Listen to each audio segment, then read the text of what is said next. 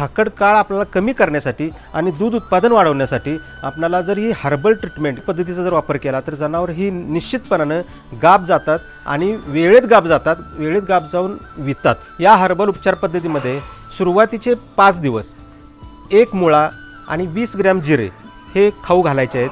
त्याच्यामुळं गर्भाशयाच्या पिशवीत असणारी घाण ही निचरा होण्यास मदत होते।